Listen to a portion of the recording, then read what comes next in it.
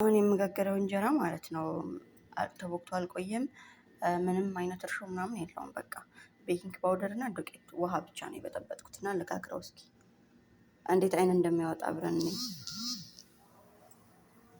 ወዮ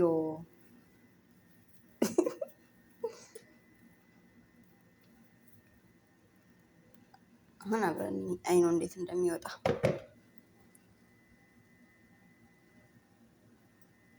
የምር እየወጣ ነው። አስባችሁታል?